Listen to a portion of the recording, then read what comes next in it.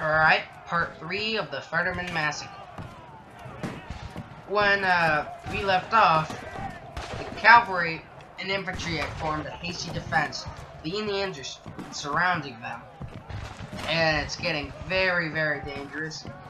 The bugler, Adolf Mexler, just made his stand and was killed. And the infantry just realized they're going to be surrounded. They make a run for some boulders on what is now Monument Hill. The infantry break for it and run for the gauntlet of warriors that's formed. Many of them are killed in this mad dash. The cavalry, like I said, they release their horses. And the attack stops to go grab them, but most of them are killed in a matter of minutes. Lieutenant Drummond, and a few others somehow escape being surrounded by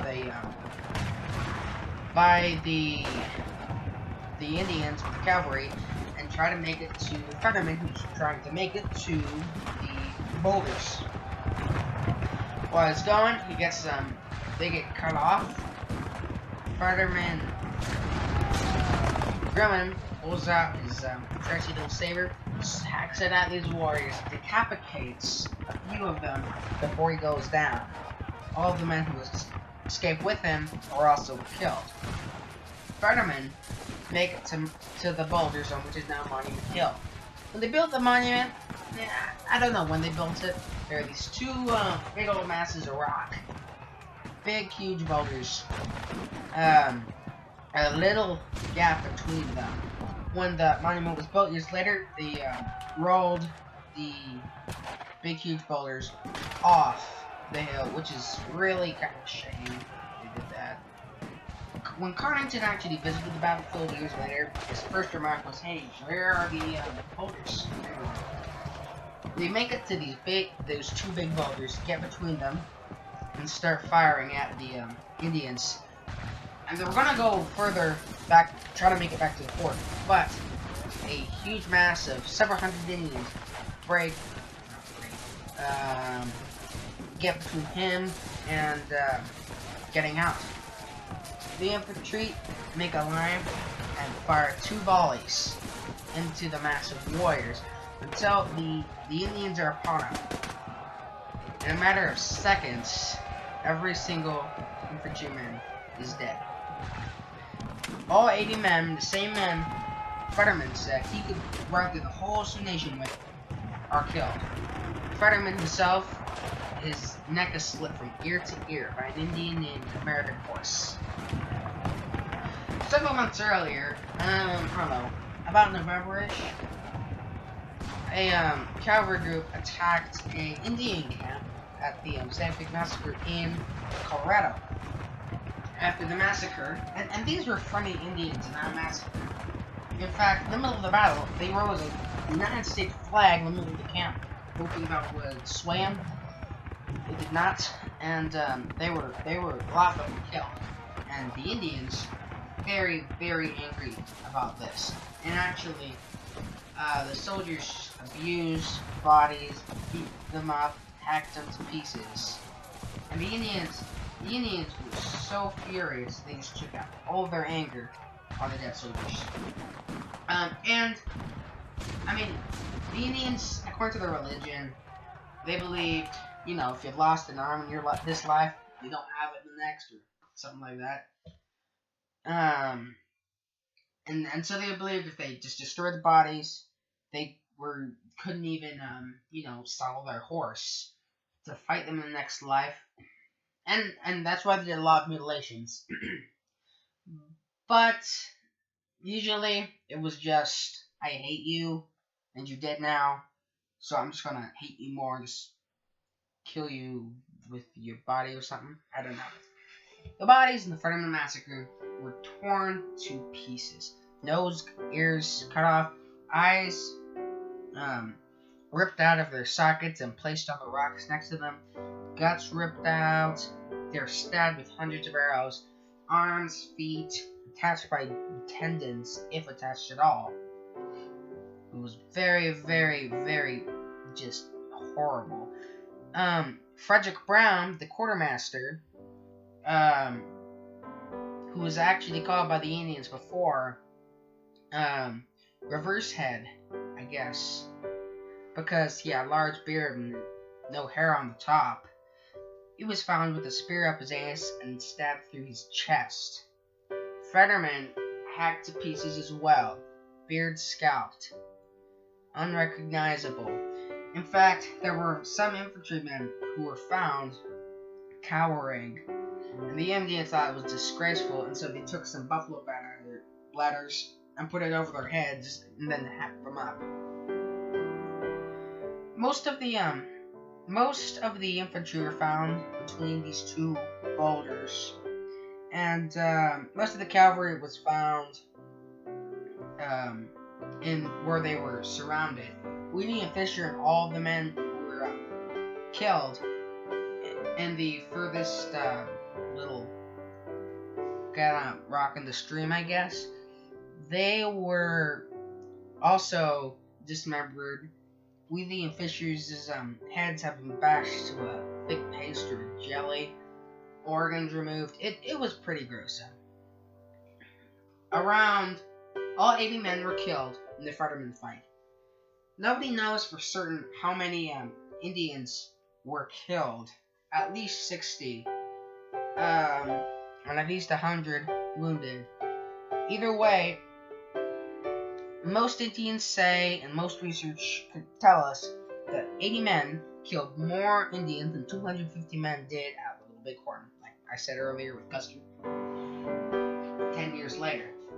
While this was going on, Carnington, he can hear the fighting from Fort Kearny. Of the wives of those soldiers could also hear volleys and scattered gunfire, and even the howling of Indians made them very, very afraid about what was going on beyond the ridge.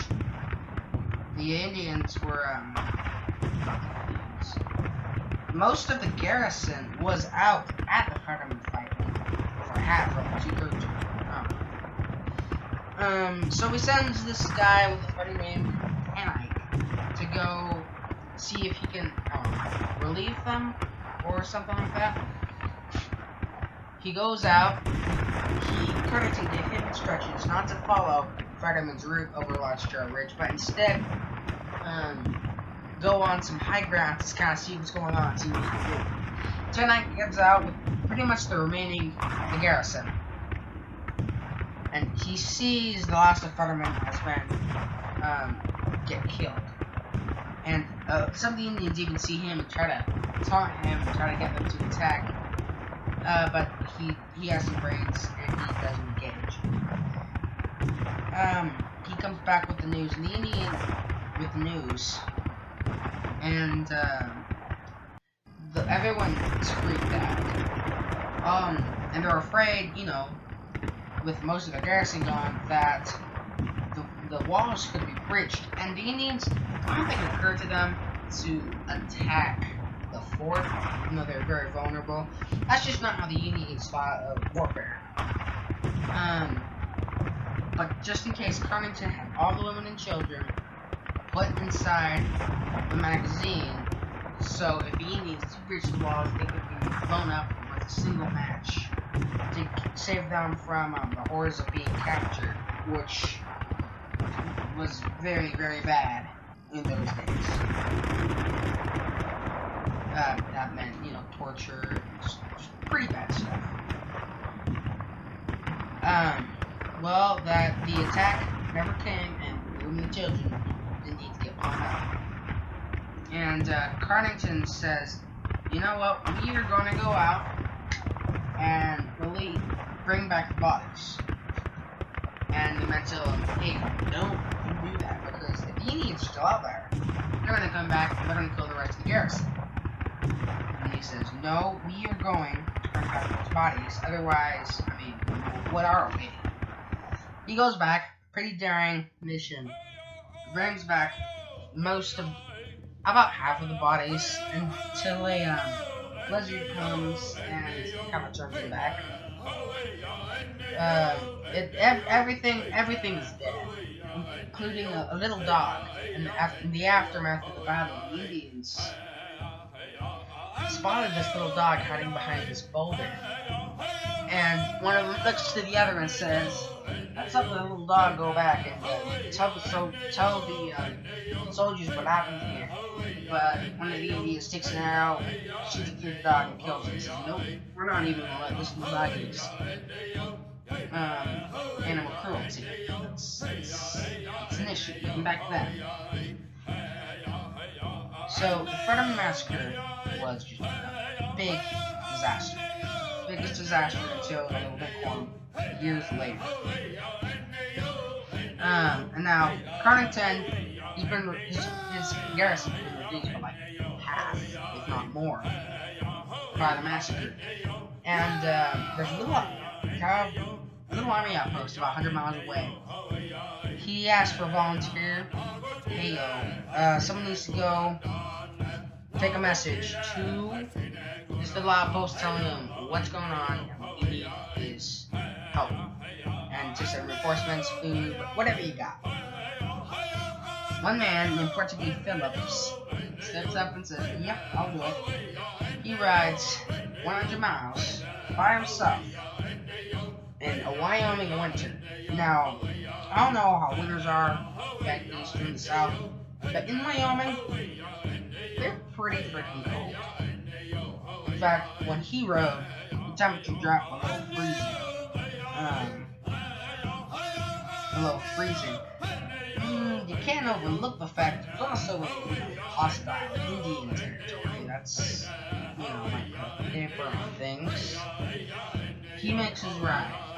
He shows up a few days later, half dead.